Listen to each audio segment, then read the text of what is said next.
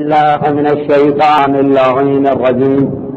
بسم الله الرحمن الرحيم.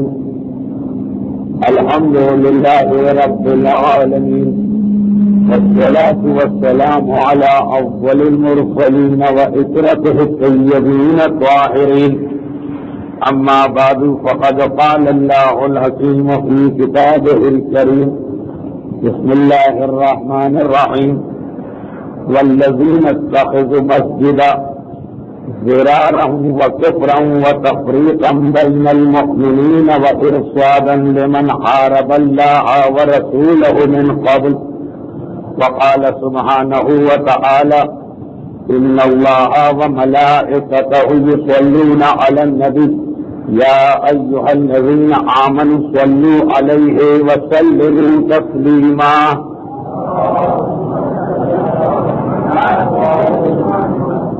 سیرت سرور کائنات 11واں سال اس مبارک ذکر سے شروع ہوا، اور آج کی یہ تقریر اس سلسلے کی 157ویں تقریر ہے۔ ابتدائی میں یہ دو گزارشات کر دی جائیں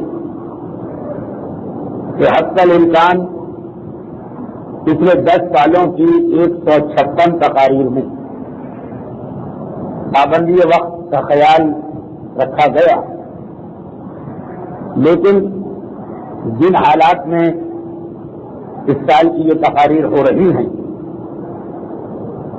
اس میں ہو سکتا ہے کہ آج کی طرح آئندہ بھی کبھی 10 سے 15 منٹ اس انداز کی تاخیر ہو جائے کہ جس میں کسی کا قصور نہ ہو سوائے ان حالات کے جو ان مومنین کرام کو پیش آتے ہیں جو یہاں سے میرے گھر تک جاتے ہیں اور اس کے بعد مجھے لے کے آ رہے ہیں۔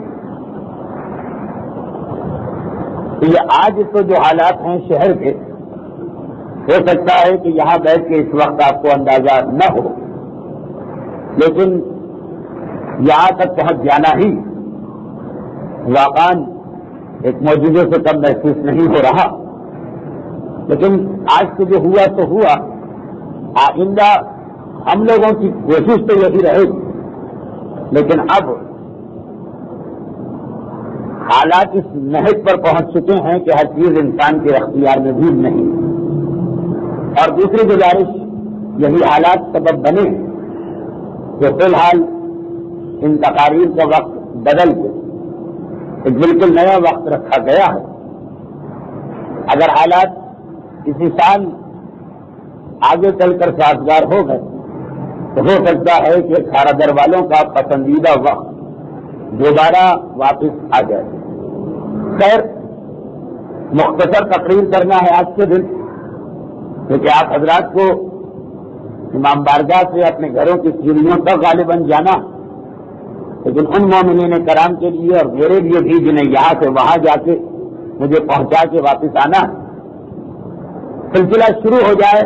آج ناغہ نہ ہونے پائے، اس لیے تقریر حتی الامکان کوشش کی گئی کہ ہو، لیکن اس قسم کی تقاریر میں اب کسی تمہید کی ضرورت نہیں ہے۔ 10 سال سے یہ تقاریر جس تسلسل کے ساتھ چل رہی ہے، آج 11ویں سال کی پہلی تقریر تقریباً وہیں سے شروع کی جائے گی جہاں پچھلے سال کی تقریر نمبر 156 29 نومبر تک پہنچی، اور تذکرہ ہو رہا تھا کہ سیرت رسول ایک اہم ترین واقعہ بایمانہ کہ وہ اتنا مشہور ہمارے درمیان نہیں ہے جتنا اسے مشہور ہو جانا چاہیے، غزوہ تبوک کا واقعہ۔ اب جنگ بدر ہے، غزوہ احد ہے، غزوہ خندق ہے، غزوہ خیبر ہے، فتح مکہ ہے، کسی حد تک حنین ہے، اس کا تذکرہ تو مسلسل مختلف انداز اور پہلوؤں سے ہوتا۔ غزوہ تبوک اگر ان تمام واقعات سے زیادہ اہم نہیں، تب بھی بہرحال وہ کم اہم بھی نہیں، اور اس میں اتنے سارے مقاصد حاصل کیے گئے کہ پچھلے سال مجھے جہاں تک یاد پڑ رہا کہ پوری 10 تقاریر کا عنوان یہ غزوہ تبوک رہا، پھر بھی غزوہ تبوک سے ملی ہوئی ایک چیز بیان نہیں ہو سکی 10 تقریروں کے بعد بھی. اب تبوک کے سلسلے کی 10 تقاریر یہ ساری چیزیں تو وضاحت کے ساتھ آ سکی جو ایک ناقص انسانی ذہن نتائج عکس کر سکتا ہے، کیونکہ اسلام کے تمام واقعات اور احکام میں جتنا کچھ 1400 سال میں لکھا گیا، پڑھا گیا، بولا گیا، ریسرچ کی گئی، تحقیق کی گئی، پھر بھی نئے نئے پہلو سامنے آتے رہیں گے.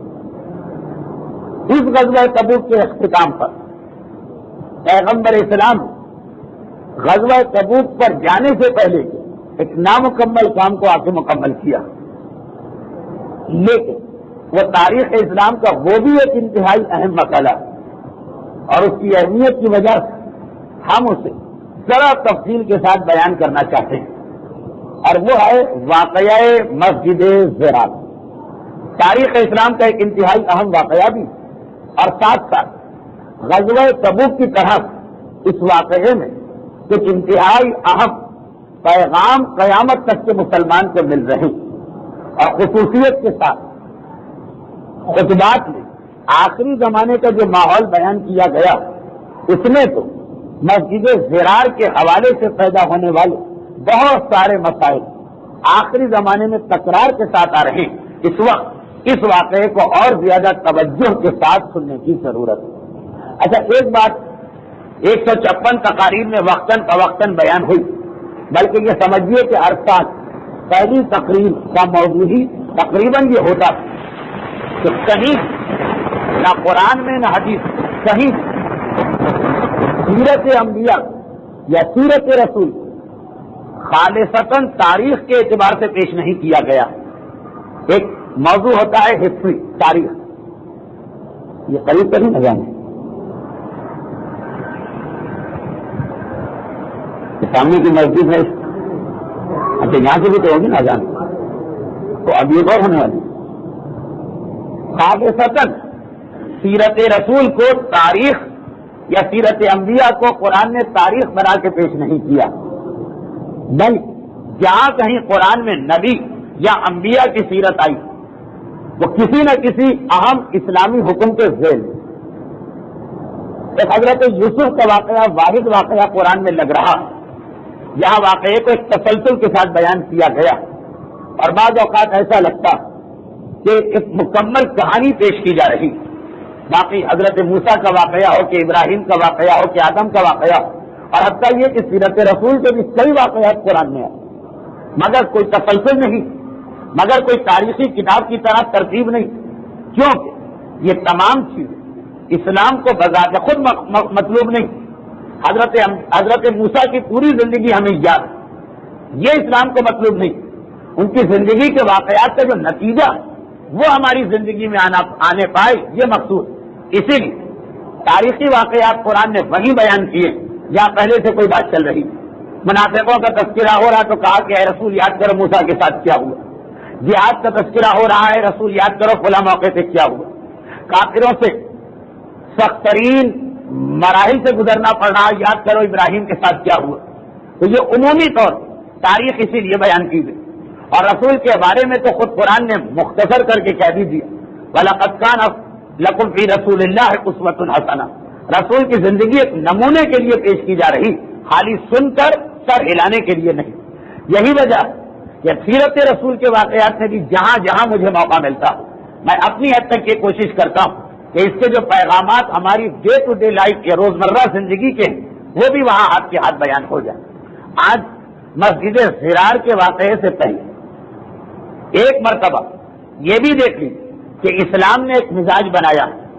مسجد زرار کا واقعہ آج ہمیں جتنا عام لگ رہا یہ رسول کے زمانے میں اتنا ایک عام واقعہ نہیں، اس لیے کہ غزوہ تبوک خود ایک امتحان تھا مومن اور منافق کو الگ کرنے کے لیے، اور اس امتحان کا سب سے مشکل ترین پرچہ تھا.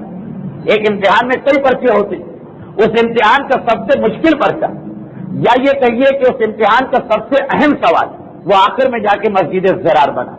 اس لیے کہ ضعیف العقیدہ مسلمان جو ابھی رسالت پر پورا اطمینان نہ بھی رکھے بہکانے کا یہ بڑا آسان موقع کہ یہ رسول ہمیں سچا رسول نہیں لگ رہا جو مسجدوں کو توڑوا رہا. بات ہو جاتی ہے جذباتیت. انسان جب جذبات میں آتا ہے تو حقیقت پہ غور کرنے کو تیار نہیں ہوتا. چنانچہ اگر آج آپ عوام الناس کے ہاتھوں کسی کو بدنام کرنا چاہیں تو اس کے لیے عام اخلاقی الزامات آپ لگائیں، اس سے زیادہ مذہبی الزامات لگائیں، اس کا اثر ہوگا. آپ نے کہا کوئی شرابی ہے، یقیناً ایک معاشرے میں بدنام ہو جائے. آپ نے کہا کہ زانی ہے، معاشرے میں بدنام ہو جائے. لیکن اس کے مقابلے میں آپ نے کہا یہ منکر قرآن ہے. اس کے مقابلے میں آپ نے کہا یہ شان رسالت کو نہیں مانتا.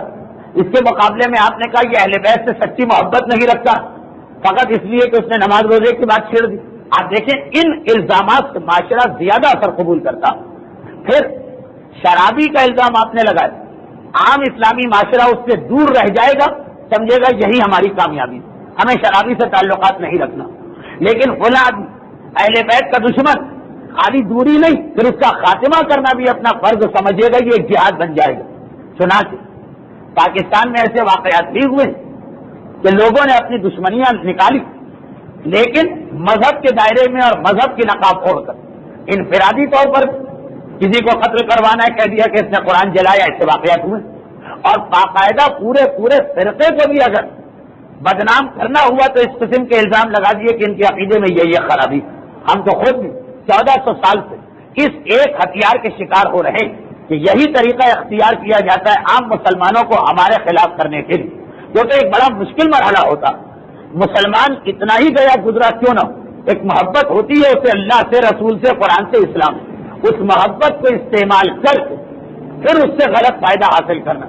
اب یہ بہت آسان ہو سکتا تھا منافقوں کے پیغمبر سچ کی ذات کو شک و شبہ میں ڈال دینا کہ ہم تو انہیں رسول سمجھ رہے، لیکن یہ کیا شروع ہو گیا کہ مسجدیں ان کے ہاتھ سے ٹوٹ رہی.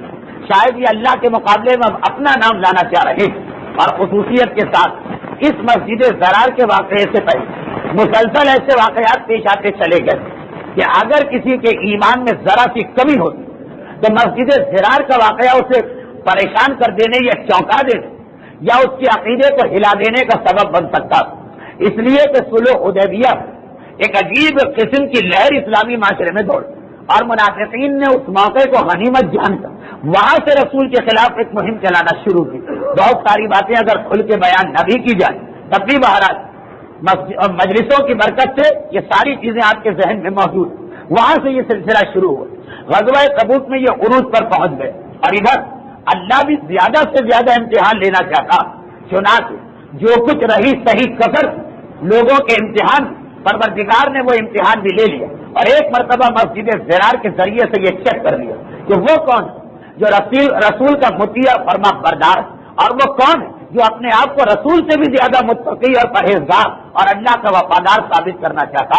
جیسے کہ تقریباً ہر زبان میں اس قسم کے محاورے کہ اگر کوئی کسی اولاد سے اس کی ماں سے زیادہ محبت ظاہر کرے تو یقیناً اس محبت ظاہر کرنے والے میں کوئی شر یا کھوٹ یا خرابی. وہ امتحان کہ رسول کو مسجدوں سے محبت ہوگی یا یہ کہ مسجد کے وفادار وہ آئیں گے کہ جو رسول تک سے اعتراض کر دیں. یہ امتحان کا ایک اہم مرحلہ جہاں تک تبوک کا امتحان پہنچا.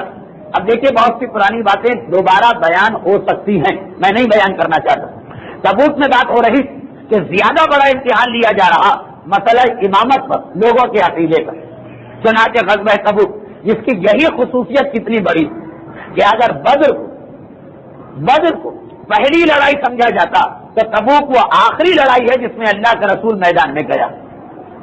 اور اس کی یہ خصوصیت کتنی بڑی کہ یہ وہ واحد بڑی لڑائی جس میں رسول بغیر علی کے گئے تھے. اور پھر اس کا مقصد تھا ذات علی کے حوالے سے منافقوں کو کھول کے رکھ دینا اسلامی معاشرے سے. مسجد زرار کے ذریعے اب ایک مرحلہ اور اب تو رسول کے بارے میں امتحان لیا جا رہا، وہ عقیدہ امامت علی کی محبت کا امتحان.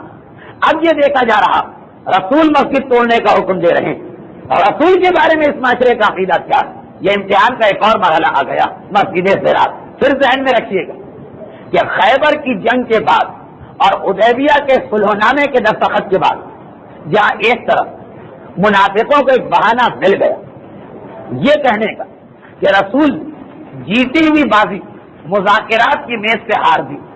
حدیبیہ کے بارے میں بار بار یہ کہا گیا کہ ہم نہ کمزور تھے نہ بزدل تھے، پھر ہم واپس کیوں آ گئے. بدر میں ہم کمزور تھے، وہاں ہم نے اپنی جان پیش کر کے کافروں کو ہرایا، تو خیبر کے بعد تو ہم طاقتور ہو گئے، پھر ہم کو کیوں واپس آنا پڑا؟ ایک یہ موقع ملا ان کو کہنے کا کہ یہ رسول معاذ اللہ اس وقت یا ڈر گیا یا پیسے کی وجہ سے خاموش ہو گئے، ایک تو خیبر کی دولت، پھر اس کے بعد صلح حدیبیہ کے بعد ذرا سا جنگی ماحول کب ہوا؟ جب کوئی قوم حالت جنگ میں ہوتی تو اس وقت منافقوں کو موقع مشکل سے ملتا ہے لوگوں کو بہکانے کا، جب ذرا سکون کا عالم آتا اس وقت یہ منافقت زیادہ بڑھ جاتی ہے۔ اب جنگوں کا ماحول ختم ہو گیا، خیبر کے نتیجے میں لوگ پیسے والے بھی بن گئے، پیسہ اپنے ساتھ خود خراب ہوا، کہ مسلسل سبو کو یا مسجد زراعت منافقین کو موقع مل رہا۔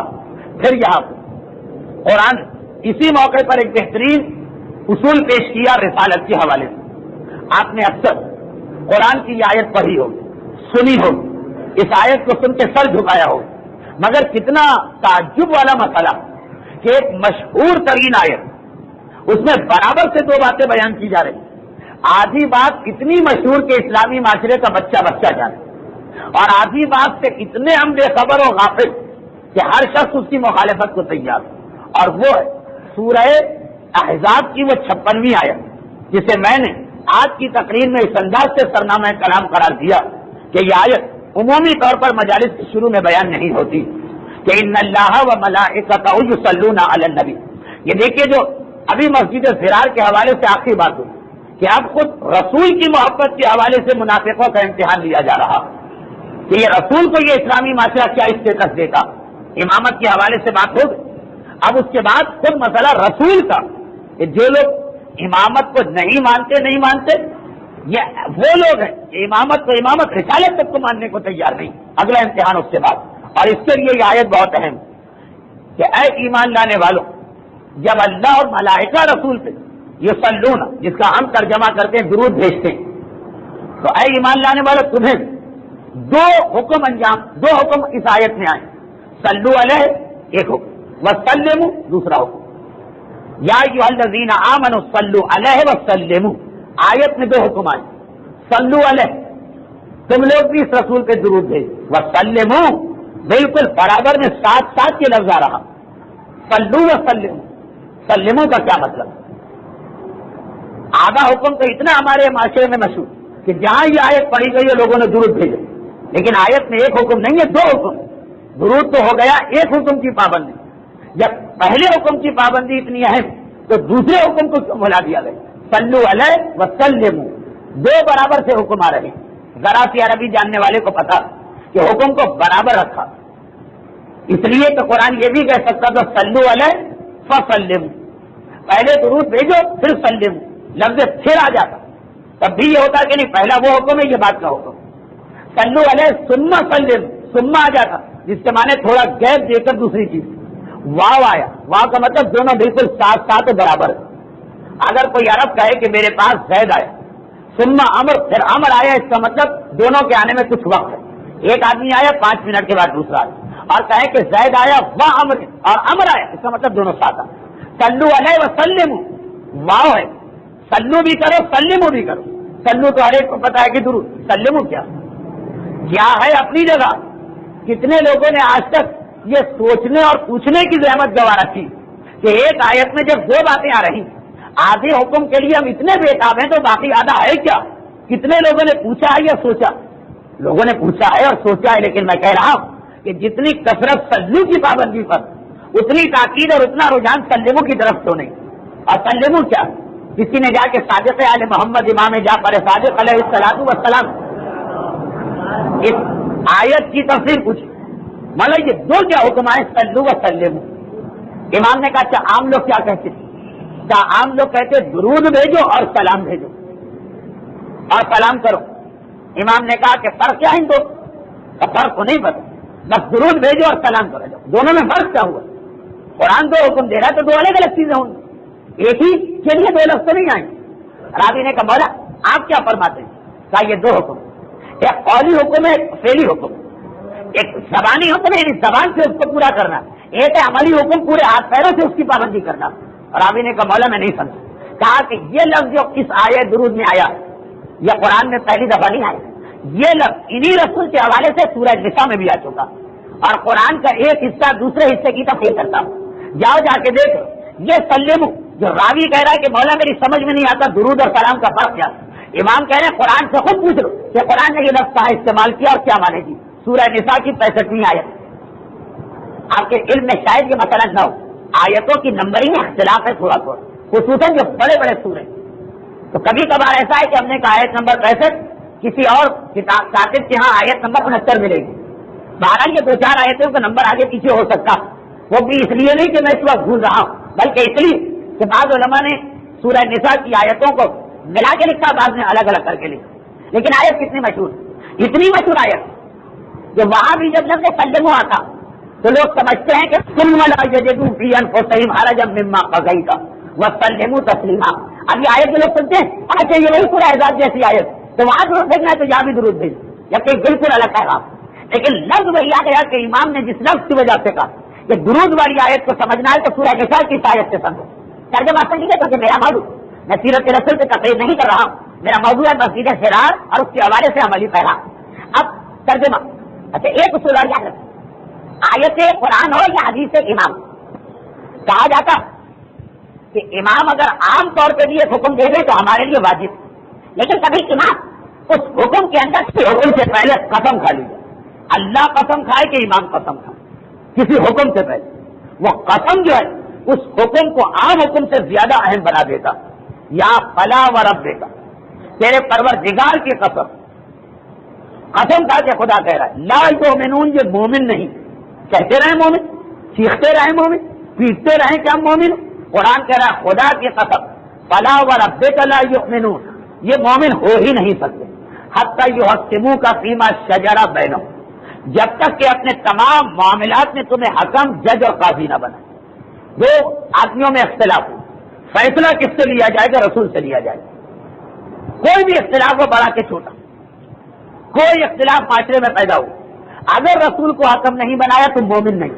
اچھا یہ آیت ایسی کہ جس کی تشریح اور تفصیل کے لیے میری زبان بے چین ہے کہ میں اپنے موضوع سے ہٹ جاؤں، اور وہ میں نہیں چاہتا۔ ایک تو ویسے ہی آج کے دن تقریر کا وقت تھا، اس سال حالات کی وجہ سے ہماری تقریریں بھی شاید صرف نہ ہو سکے، اور یہ کہ ابھی تقریر کا وقت گزر چکا، پھر بھی چھوٹی سی بات، اتنا ہی اختلاف ہو گئے کہ چہرے پہ داڑھی ہونا چاہیے کہ نہیں ہونا چاہیے، فیصلہ نہ معاشرے سے ہوگا، نہ ہم لوگوں سے ہوگا، نہ ماں کرے گی فیصلہ، نہ شوہر کرے گا، نہ بیوی کرے گی۔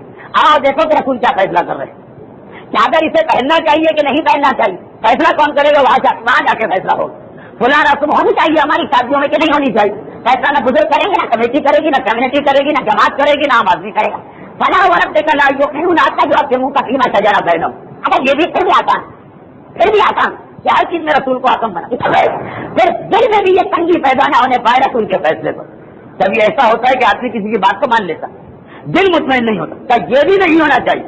وَيُسَلِّمُ تَسْلِيمًا، اور رسول کے ہر حکم کو قبول کرنا چاہیے۔ معصوم نے کہا یہ جو قرآن نے کہا ہے نا، یہی آئے درود نے کہا، یا ایھا الذین آمنوا صلوا علیہ، اے مومنو رسول پہ درود بھیجو، وسلموا، اور رسول کے احکامات کی پابندی بھی کرو۔ ساری محبت خالی درود تک نہیں ہونا چاہیے، ساری محبت خالی زبان ہلانے تک نہیں ہونا چاہیے۔ پتا چلا کہ درود بھیجنے میں تو اس مومن سے زیادہ آگے کوئی ہے نہیں، اور حکم کی پابندی کے نام پہ سب سے پیچھے ہٹا جا رہا۔ اب دیکھیں یہ دو برابر سے حکم قرآن میں آئے، اور اس دو برابری نے یہ بتا دیا کہ جس طرح سے اس آیت کو پڑھ کے فوراً ہماری زبان پہ درود آ جاتا، چاہے آواز بلند ہو کہ چاہے دل میں رہے، اتنا ہی سلمو رسول کا ہر حکم سننے کے بعد ہمیں جھک جانا اور اسے مان لینا اور اس پہ عمل کرنا، ذرا بھی ایک ہمیں کبھی ہیزیٹیشن یا ہچکچاہٹ اور تسدد نہ ہو۔ یہ مومن کی پہچان ہی نہیں۔ حکم ہے اے ایمان لانے والوں تمہیں ایسا بن کے دکھانا، تمہیں ایسا بننا ہے کہ درود کے ساتھ تسلیم بھی ہو، یعنی حکم رسول کو ماننا۔ اور اس کے لیے بہترین مثال مسجد ضرار کا واقعہ آ گیا۔ تاریخوں میں اگر نہ بھی لکھا ہوتا تب بھی عقل انسانی یہ بتانے کے لیے کافی کہ یہ کتنا اہم مسئلہ بن گیا ہوگا اس معاشرے کا، اور کیسی کیسی باتیں زبانوں پہ نہ آئی ہوں گی، یا دلوں میں شیطان نے کیسے کیسے وسوسے پیدا نہ کیے ہوں گے۔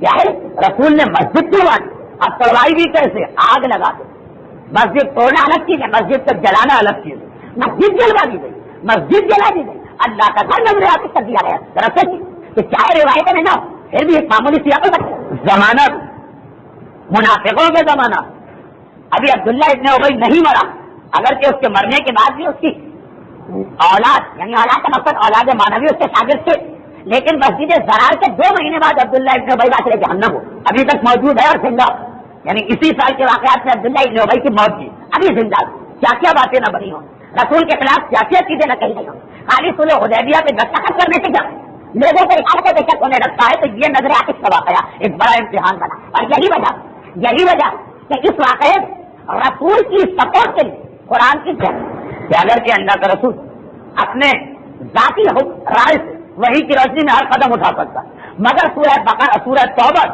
مسلسل آیتیں نازل ہو رہی جو مسلمانوں کے ذہن کو تیار کر رہی ہے کہ رسول کا حکم تمہیں ماننا، چاہے وہ مسجد جلا دینے ہی کا حکم کیوں نہ دے۔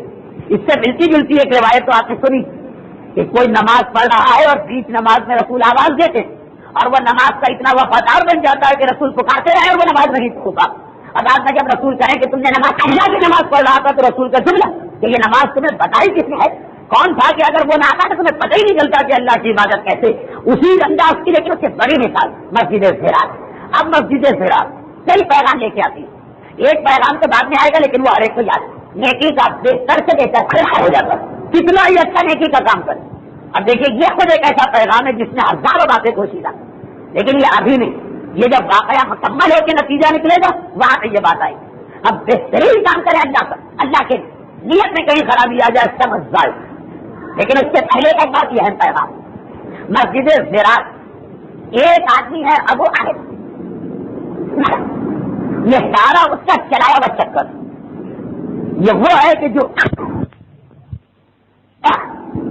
روم کا بادشاہ ہماری مدد کو تیار ہے اگر ہم یہ مسجد بنائیں، یعنی ایک بیرونی اور بہت بڑی سپر پاور بڑی طاقت کا بیچ میں نام آ جاتا، کیونکہ آج کی زبان الگ ہو گئی اور زمانے کی زبان الگ، لیکن اسی قسم کی بات کہ ایک آدمی کسی مملکت میں پیدا ہو اور وہ اپنے گرد لوگوں کو یہ کہہ کے جمع کرتا کہ سپر پاور میری تائید اور میری مدد اور میری سپورٹ میں ہے، سنا کہ ہم ناکام نہیں ہوں گے۔ یہ ساری باتیں بعد میں آئیں، مین کیریکٹر مرکزی کردار ابو عامر کا، یہ ابو عامر کا مرکزی کردار بھی بہت ہی دلچسپ ہے، یہ دو بہت ہی اہم پیغام دے رہا۔ اس کا پہلا پیغام حسن اتفاق ہے، جمعے کے دن صبح 11 بجے جو خارجہ کا میرا درد اتفاق سے آج کل وہاں جو موضوع چل رہا ہے وہ یہی چل رہا، اور یہ واقعہ اس وجہ سے وہاں بھی اس جمعے کو یا آئندہ جمعے کو بیان ہو یہاں بھی آ رہا۔ ابو عامر کی زندگی میں دو اہم پیغام۔ ابو عامر یہ وہ مدنی مدینے کا رہنے والا قبیلہ ہجرت سے اس کا تعلق جو اسلام کے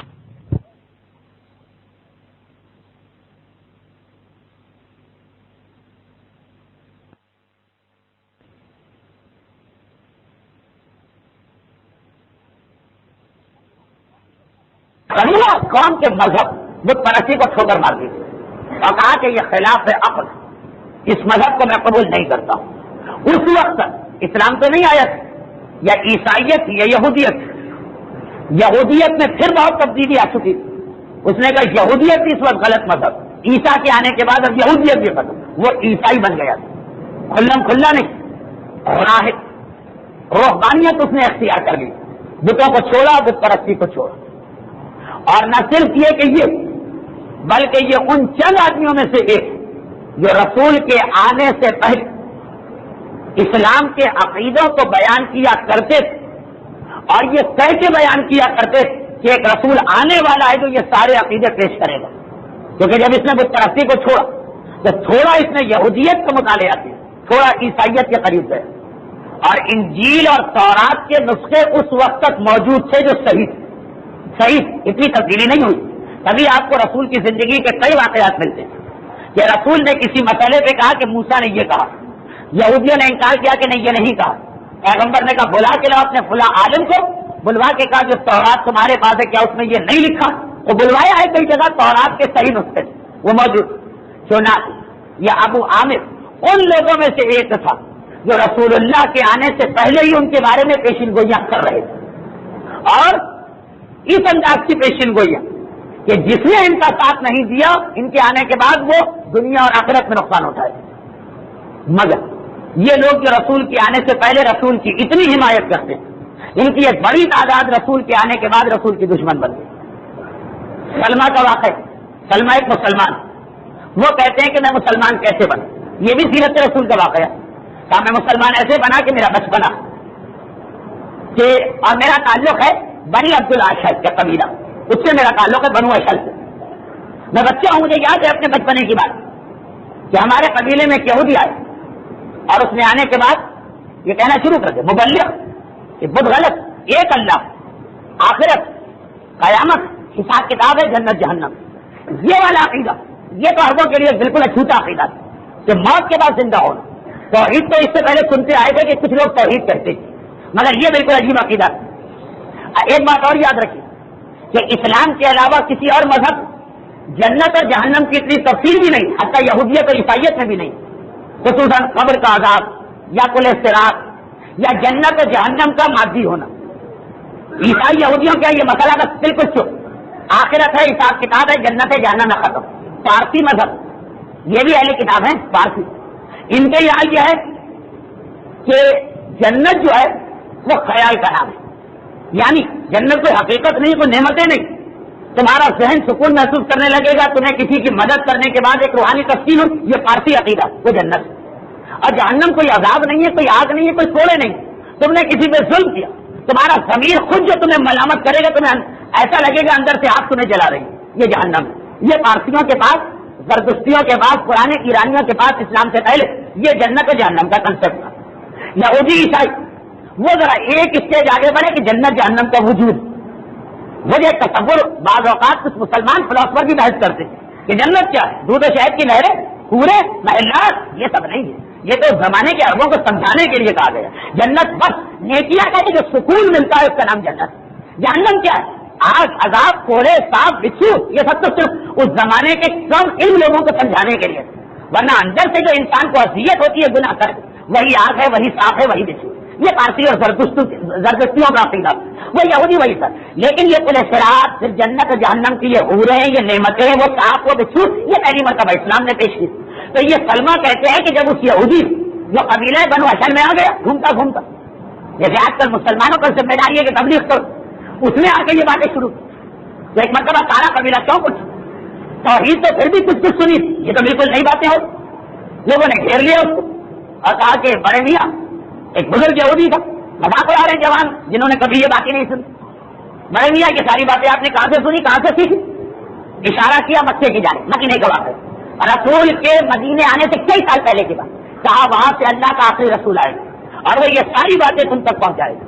مجھے اسلام کے پیغام میں پہلے سلمہ کہتے کہ میں بچہ تھا، لوگوں کو اور تفریحات ہے، کہا کہ اچھا بڑے میاں یہ بھی بتائیے وہ رسول آئے گا تب، ابھی کئی ہزاروں سال باقی. اس یہودی نے میری جانب اشارہ کیا، کہا جب یہ بچہ جوان ہو جائے گا اسی وقت وہ رسول آ جائے گا. سلمہ کہتے ہیں میں اسلام قبولی اسی وجہ سے میں نے کر لی کہ جس وقت میں جوانی کی منزل میں داخل ہوں، یہ عین وہی دن تھا جب رسول ہجرت کر کے آئے اور ابو ایوب انصاری کے مکان میں تھے. اب اس یہودی کی ساری تقریر کی وجہ سے اس دن جتنے لوگ کھڑے ان سب نے رسول کے آتے ہی اسلام قبول کر لیا. لیکن ابھی تک وہ پورا یہودی موجود ہے. جب اس کے پاس پلٹ کے گئے اس نے رسول کی مخالفت شروع کر کیا بھائی تمہارے ہی کہنے، تمہارے ہی پیشین گوئی کرنے، تمہارے ہی نشانی بتانے کہ وہ مکے سے آنے والا ہے، یہ بچہ جس دن جوان ہوگا اس دن آئے گا، وہ یہ ساری باتیں کہے گا، اس کی وجہ سے تو ہم نے فوراً اسلام قبول کیا. بعد میں تو رسول کے پاس رہے اور اثر قبول کیا، ذات رسالت کو دیکھا، لیکن پہلے دن تو تمہاری وجہ اب تم ہی کہہ رہے ہو کہ یہ سچا رسول نہیں، کہا کہ مجھے دھوکا ہو گیا، وہ میں نے غلط کہا تھا یہاں سے آنے والے وہ کبھی اور آئے گا. ختم بات. جذبہ حسد، کیونکہ جب تک رسول نہیں آئے اس کی تقریریں بڑی شوق سے سنی جاتی، ساری پبلک کسی کے گرد جمع ہو جاتی. اب رسول خود جب آ گئے تو سب لوگ دوڑ کے باہر چلے گئے، اکیلا رہ گیا، تقریر کرنے والا اکیلا رہ گیا، یہ اس سے برداشت نہیں ہوگا. حسد، علمی حسد. ابو عامر کبھی بالکل یہی واقعہ کتاب میں لکھا کہ ابو عامر، اچھا یہ تو تھا یہودی جو مدینے والوں میں آ کے تقریر کر رہا، ابو عامر تو خود مدینے کے پرانے قبیلے خزرج سے تعلق رکھتے ہیں، وہ بھی بالکل ایسی تفصیلات. ایک آخری رسول آنے والا ہے، وہ مکے شہر سے آئے گا، وہ یہ کہے گا، وہ آخرت کا یہ عقیدہ پیش کرے گا، یہ ساری باتیں بتا رہے ہیں. لیکن جب رسول آ گئے مدینے تو جس کی تبلیغات رسول سے کئی سال پہلے سے چلی آ رہی، وہی رسول کا دشمن بنا، اور اتنا سخت ترین دشمن کہ آج مسجد زرار کے واقعے کو بیان کرتے اب تک اس کا تذکرہ کرنا پڑ رہا کہ پورے مسجد زرار کے واقعے کا مین کیریکٹر وہ آدمی بن گیا. کون؟ جو رسول کے آنے سے پہلے اتنا رسول سے متاثر اور اتنی پیشین گوئیاں کر رہا اور اتنی تفصیل کے ساتھ، کیونکہ جو پیشین گوئیاں یہ لوگ کرتے تھے اس میں یہ جملہ ضرور ہوتا کہ وہ رسول کا پیغام کیا ہو. کوئی ایک بات بھی ایسی نہیں جو رسول نے ان لوگوں سے ہٹ کے کہی پھر بھی یہ رسول کے مخالف. یعنی عام طور پہ کہتے تھے کہ وہ آ کے آخرت کا یہ عقیدہ پیش کرے گا اور وہی رسول نے پیش کی. لیکن جب آ گئے رسول تو پیغمبر کا اتنا دشمن بنا کہ پہلے تو اپنی قوم کے اندر رسول کی مخالفت شروع کر لوگ نہیں مانے, بلکہ تعجب ہوا لوگوں آپ کے کہنے سے ہم نے رسول کو رسول مانا پہلے, پھر بعد میں تو سب نے خود رسول کی صحبت اختیار کر کے پیغمبر کی ذات کی سچائی دیکھ. لیکن پہلے آپ مخالفت کر رہے نہیں یہ وہ رسول نہیں ہے, مجھے دھوکہ ہوا وہ کوئی اور رسول ہو. لیکن جب یہ دیکھا کہ اس سے کوئی اثر نہیں ہو رہا تو یہ بھاگ کے مکہ گئے. ردے کی الٹی گنگا بہ رہی, رسول مکے سے مدینے آ رہے ہیں اور یہ اپنی قوم کو چھوڑ کے مکہ جا رہا ہے اور کہہ رہا ہے تم لوگ نہیں مانو, میں مکے میں جا کے ان لوگوں کو جوش دلاؤں. بہترین خطیب, بہترین شاعر, مکے میں جا کے اس نے اپنی شاعری اور تقریروں ایک آگ بھڑکا دی رسول کے خلاف. خصوصاً احد کی لڑائی, احد کی لڑائی مکے والوں کے جذبہ انتقام کو سب سے زیادہ جس نے ابھارا اس نے کس کا نام لیا. دو آدمی تھے, ایک وہ جس کا تعلق خاندان یزید سے ہے اور ایک یہ سب سے زیادہ مکے والوں کے انتقام کے جذبے کو ابھارا, بدر کا انتقام لینا اپنی شاعری اور خطابت کے ذریعے. اور نہ صرف وہاں پر فتح مکہ تک یہ مکے میں ڈٹا رہا, مکے والوں کو مسلسل رسول کے خلاف کرتا رہا. مدینے سے آتا کتنا سخت دشمن, خندق کی لڑائی میں اس کا بڑا حصہ اطراف کے قبیلوں کو جمع کر رہا. جب فتح مکہ کے لیے لشکر اسلام چل نکلے اس کے لیے مایوس ہو گئے, مکہ چھوڑ کے بھاگ کے طائف گئے. آپ کو یاد ہوگا کہ یہ پچھلے سال تو نہیں اس سے پچھلے سال کی تقریروں میں آیا. مکہ فتح ہوا, پھر اس کے بعد حنین میں رسول گئے, اس کے بعد طائف گئے اور طائف آخری دن تک فتح نہیں ہوا. رسول اس مہم کو ادھورا چھوڑ کے آ گئے اور بعد میں یہ تبوک کی لڑائی کے بعد مدینے سے اس کے لیے ایک نیا لشکر بھیجا گیا تو یہ بھاگ کے طائف چلا گیا, وہاں چھپ گئے. وہاں جا کر اب دیکھیں نا فتح مکہ میں کتنے سخت کافر مجبوراً صحیح اسلام کو لے آئے. یہ نہیں, یہ اتنا سخت دشمن.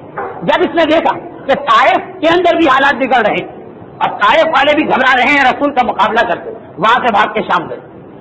اور شام پہنچنے کے بعد شام کے بادشاہ جو غزوہ موتا کے نتیجے میں ویسے ہی مسلمانوں کا دشمن کچھ وعدے ان سے لے کے آیا کہ ہم ایسی تحریک چلائیں گے آپ ساتھ اور واپس پلٹ کے مدینے آئے.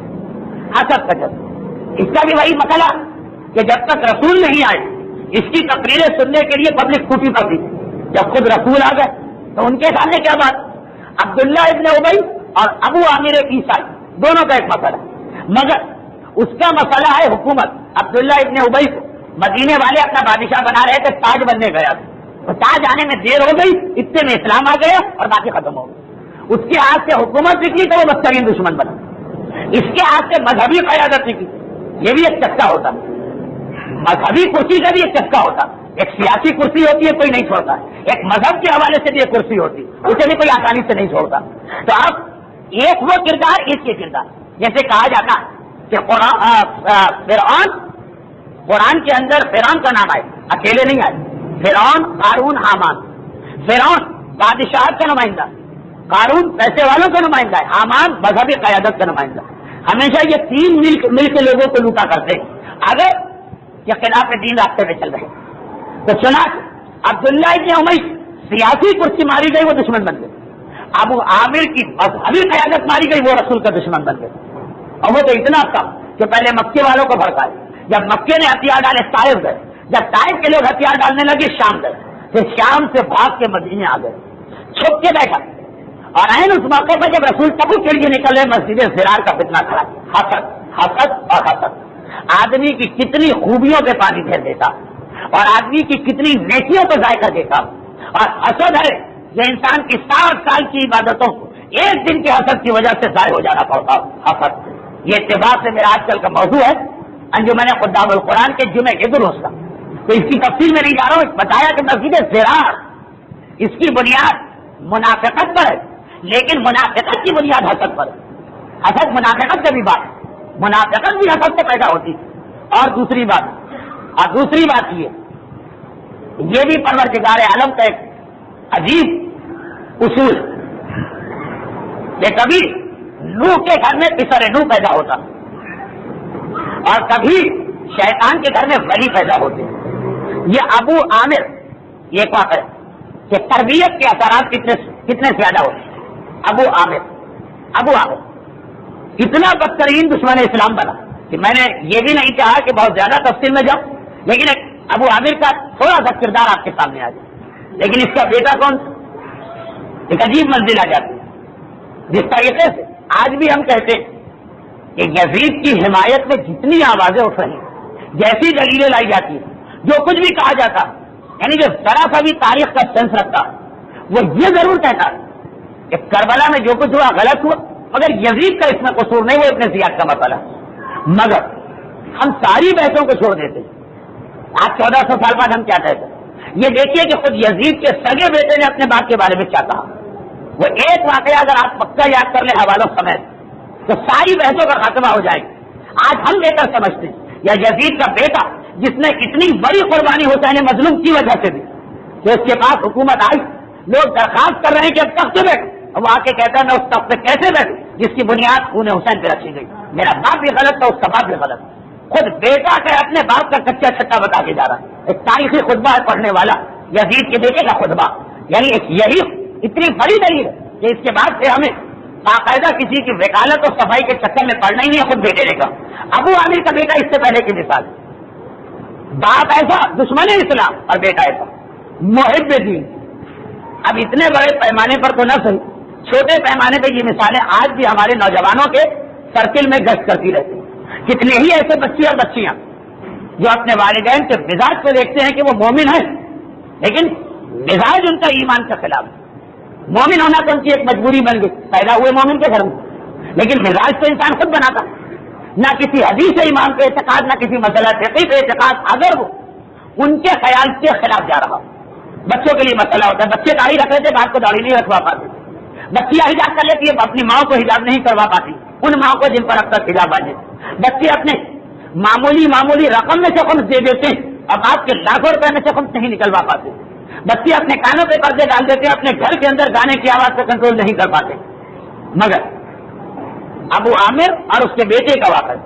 کون ابو عامر؟ یہ مسجد زرار کا مین کیریکٹر ہے، جو شام کے عیسائی بادشاہ سے وعدہ لے کے آئے کہ ہم ایک مرکز بناتے ہیں، اگر اس کو کسی نے نقصان پہنچایا تو شام کا بادشاہ حملہ کرے گا اس کا بدلہ لینے کے لیے. یہ عہد لے کے آئے، باقاعدہ ایک ایگریمنٹ سائن کرتے آئے. اس کا بیٹا کون؟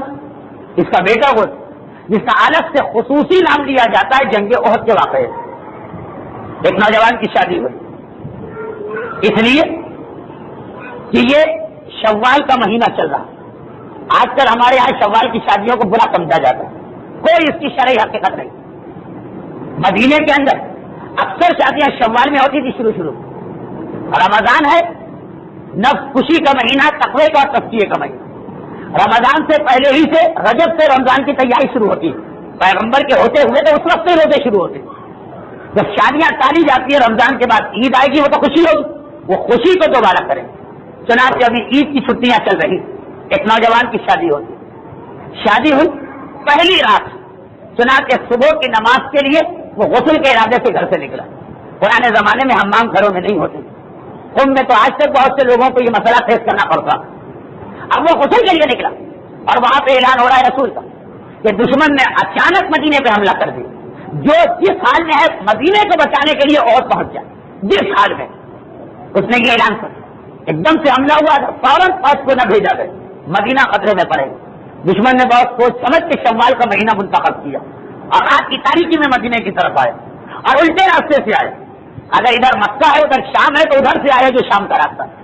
جو جس حالت میں چنانچہ جا رہا ہے غسل کرنے کے اور اعلان سن کے تڑپ کے گیا عہد کے میدان میں. سارا دن جہاد، شام کو لاشیں اکٹھا ہو رہے. رسول کی زندگی کے 80 جہاد، اس میں ملا کے اتنے مسلمان شہید نہیں ہوئے جتنے ایک عہد کی لڑائی میں مارے گئے. جب یہ لاشیں اٹھائی جا رہی تو بہت سے لاشیں بڑی عجیب حالت میں ملے. جناب حمزہ کا لاشا تو صبروں کی، ایک لاشا ایسا بھی نہیں کہ ایسا لگ رہا تھا کہ اس کو کوئی غسل دے کے گیا، بالوں سے پانی اب تک ٹپک رہا. شہید کو ویسے تو غسل نہیں کیا جاتا، اسے کوئی غسل دے کے گیا، بالوں سے پانی کے قطرے اب تک ٹپک رہے. گھبراتے لوگ رسول کے پاس، اے اللہ کے رسول عجیب بات، یہ کون شخص؟ یہ وہ شخص جس پر غسل واجب تھا اور وہ نکلا غسل کے لیے تھا تاکہ اس کے بعد نماز پڑھے، مگر میرا اعلان سن کے عہد میں آ گیا، غسل سے پہلے اس کو شہادت مل گئی. چنانچہ حکم خدا سے ملائکہ کوثر کا پانی لے کے آیا، کوثر کے پانی سے اس کو غسل دیا گیا. اس عظیم صحابی کا نام ہی ہو گیا غسیل الملائکہ، جسے ملائکہ غسل دے کے گئے. اور ان کا اصلی نام تھا حنظلہ، اور ان کے باپ کا نام ہے ابو عامر راہب عیسائی، بدترین منافق، سخت ترین دشمن اسلام، حتیٰ یہ کہ مسجد زرار کے پورے واقعے کا مسبب، پورے واقعے کا سبب باپ ایسا. اور احد سے پہلے ہی باپ اسلام دشمنی کی لمٹ کو کراس کر گیا، یعنی احد کی لڑائی میں باپ ہی آیا تھا، کافروں کے لشکر میں شامل ہو گیا. مکے والوں کے ساتھ میدان میں باپ اور بیٹے کا آمنا سامنا بھی ہوا تھا. حنظلہ نے تلوار بھی چلائی، مگر ابو عامر بچ کے نکل گیا تھا. لیکن خود ابو عامر تلوار چلانے کا آدمی نہیں تھا، بوڑھا تھا، وہ زبان چلانے والا آدمی تھا. وہ باپ ایسا اور بیٹا ایسا. حنظلہ غسیل الملائکہ، ایسا شخص محب رسول، اتنا زیادہ محب اسلام، غسیل الملائکہ قرار پائے. اب باپ ابو عامر. تو ایسا بھی ہوتا کہ ایسے گھر میں سے ایسی اولاد سامنے آ جاتی ہے، گھر جس نے پورے معاشرے میں دشمنی رسول پھیلا دی، اس نے اپنے گھر کو کہاں چھوڑا ہو، مگر اس کے باوجود ایسے گھر کے اندر بھی ہمیں ایسا نیک اور سعادت مند بیٹا ملا جسے ضرورت پڑی تو اس نے باپ کے خلاف بھی تلوار چلائی. یہ دوسری بات کہ باپ بچ نکلا. اور جیسا کہ معصوم کی روایت میں بھی کہ خدا پسند ہی نہیں کرتا کہ بیٹا اپنے گمراہ باپ کو بھی قتل کرے اگر کوئی دوسرا راستہ ہے اس باپ کی گمراہی کو روکنے کا. خیر وہ ایک الگ موضوع.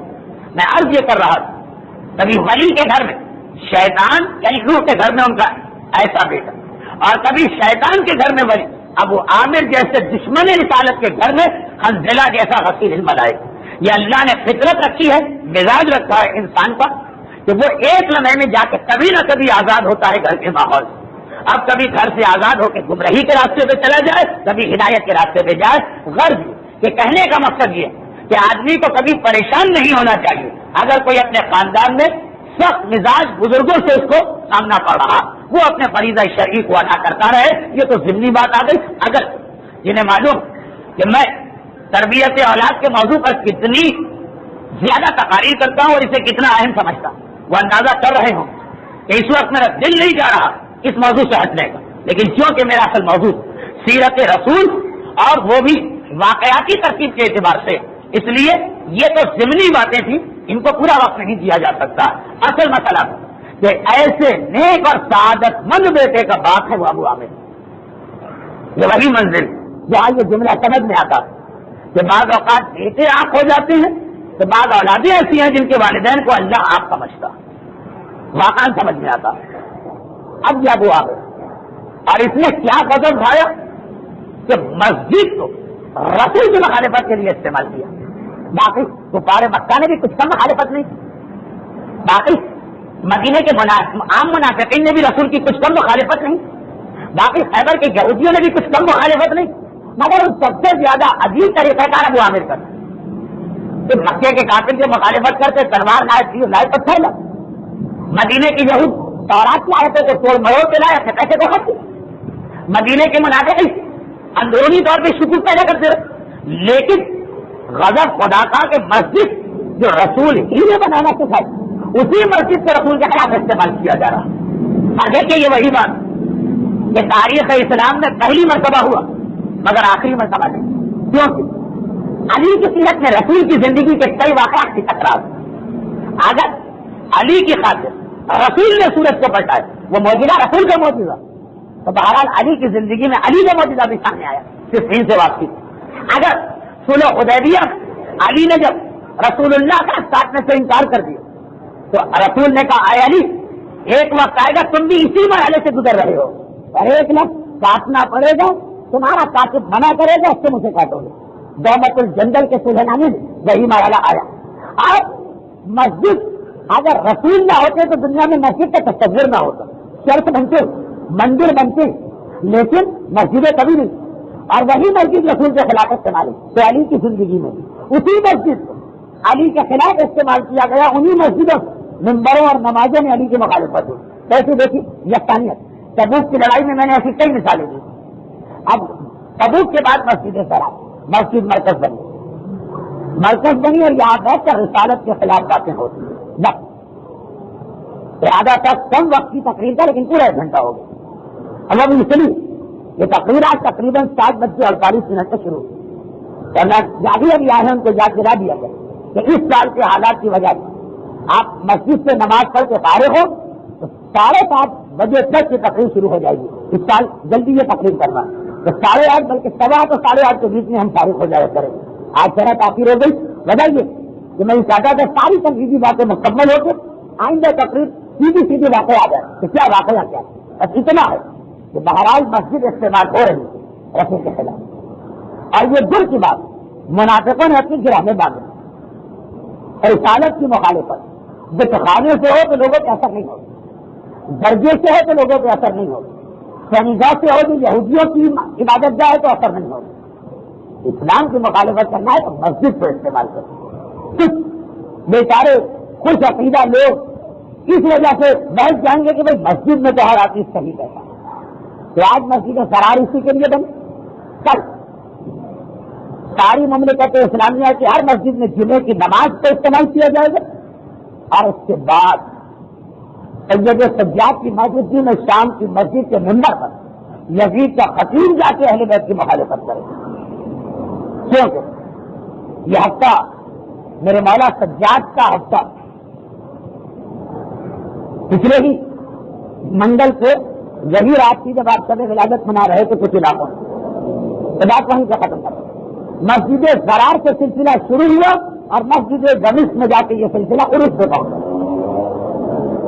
مسجد گمش ممبر رسول اور خطیب نمائندہ یزید ایسی تقریر کہ میرے مولا سید سجاد کو ہتھکڑی اور بیڑی کے ساتھ کھڑے ہو کے کہنا پڑا کہ آئے خطیب تو نے بندوں کو خوش کرنے کے لیے اللہ کو ناراض کیا اور کتنا بدترین سودا کیا. دیکھیے جملہ بھی امام کا کیسا امازیر جملہ. یہ بھی کہہ سکتے تھے کہ تو نے خدا کو ناراض کیا، نہیں پھر ساری بات ہو جاتی خطیب کے بارے میں. بات خطیب تک نہیں ہے، قیامت تک ہر انسان چاہے وہ ان کا ماننے والا ہی کیوں نہ اگر بندوں کو راضی رکھنے کے لیے اللہ کو ناراض کر رہے اصول دے دیے جو کلام امام کی خوبی ہے. ورنہ ہم بس نکلتے اس جملے ہم کہتے اس سے ہمارا کیا کہتے مولا نے تو کہا وہ خطیب برا نہیں، ہر وہ شخص برا ہے جو بندوں کو راضی کرتا ہے اللہ کو ناراض کرتا ہے. ہر وہ عورت اس کے دائرے میں آ گئی کہ دنیا میں کسی کو خوش کرنے کے لیے بے پردگی اختیار کرتی ہے چاہے اللہ ناراض ہو. ہر وہ مرد اس میں آ گئے جو اپنی شادی بیاہ میں ایسی رسومات اور مکس گیدرنگ اور ویڈیو کو برداشت کرتا ہے بندوں کو راضی کرنے کے لیے اللہ ناراض ہو. ہر وہ شخص اس میں آ گئے جو رشتے حرام اس لیے لیتا ہے کہ گھر والوں کو راضی کرنا اللہ ناراض ہوتا ہے تو ناراض ہو جائے. ہر وہ شخص اس میں آ گئے جو حرام اس لیے کرتا ہے کہ دوستوں یا رشتے داروں کو راضی رکھنا. یقیناً سب سے اہم اور سب سے پہلے اس میں وہ خطیب آیا. اگر میرے مولا اگر کہتے ہیں خطیب تو نے خدا کو ناراض کیا دوسری بات نہیں، تو نے بندوں کو ناراض کرنے کے لیے بندوں کو راضی کرنے کے لیے اللہ کو ناراض کیا، بدترین سودا کیا. یہی تو ہے ان انسان لفیق ہوتے انسان نقصان کا سودا کرتا ہے. اسٹاک مارکیٹ میں نہیں، کاٹن ایکسچینج میں نہیں، اپنی دکان کی گدی پہ نہیں، وہاں تو سب طرف سے پیسہ جمع کرنا. خسارہ یہاں ہوتا ہے کہ لوگ خوش ہوتے رہے اللہ ناراض ہوتے. اور ایسا اہم مسئلہ کہ ہتھکڑیاں ریڈیو میں بھی ہے سید سجاد تو کھڑے ہو کے حق کو بیان کرنا. ہم سے ایک شادی کا بائیکاٹ نہیں ہو پاتا فقط اس لیے کہ رشتے داری. اور وہاں یزید نے اپنی ساری طاقت کا مظاہرہ کیا تھا، پوری مسجد اس کے سپاہیوں سے بھری ہوئی، لیکن عام آدمی نہیں. اور پھر میرے مولا نے خالی نہیں امیر منکر نہیں کیا کہ یہ غلط ہوا، پھر امر بالمعروف کا مرحلہ ہے. کیا ہے یزید اب مجھے اجازت ہے کہ میں جاتی کچھ کہوں. اس پہلے خطبے کی بنا پر جو ایک جملے کا تھا مجمع میں جو عوام ان کی حمایت ادھر ہوگی. پھر آپ کو معلوم ہے کہ کیا تقریر کی، کیسی تقریر کی.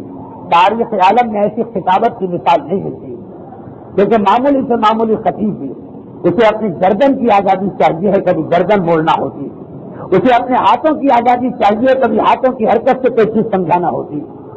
لیکن ایسا خطیب کے گلے میں پاؤں کے خاردار ہے، ہاتھوں میں ہتھکڑی ہے اور پاؤں میں بیڑی، اور خطبہ بھی ایسا جو جانتا ہے تو جانتا ہے، جو نہیں جانتا تو پہچان لے۔ تمہارے سامنے محمد مصطفیٰ کا بیٹا ہے، تمہارے سامنے خدیجۃ الکبریٰ کا فرزند ہے، تمہارے سامنے وہ ہے جس کے گھر میں حمزہ اور جعفر تیار تھے، تمہارے سامنے وارث زمزم ہے، تمہارے سامنے وارث کعبہ ہے، تمہارے سامنے وہ ہے جس کے بابا کو پیاسا ذبح کیا گیا، تمہارے سامنے وہ ہے جس کے بابا کے گلے پہ خنجر چلا لیکن پس گردن تھے۔ ایک مرتبہ دربار میں کوہرام بپا ہوا، یزید بھی گھبرا کے مؤذن سے کہتا اقطع کلام ہو، اس کے کلام کو جلدی سے کاٹ دے کہیں بغاوت نہ ہو جائے۔ پھر مؤذن کی اذان آپ نے سنی۔ میں ہمیشہ اس موقع پہ اپنے مولا سجاد سے معافی طلب کر کے جملہ کہتا ہوں، مولا سجاد ہم یہاں بیٹھ کے 1400 سال پہلے کا ماحول سمجھ سکتے ہیں، ارے آج کے خطاب کو کاٹا گیا، اذان شروع ہو گئی، اب آپ خاموش ہو گئے، لیکن مولا آپ کا کلام پھر بھی اذان کے ذریعے سے کاٹا گیا۔ آئے وہ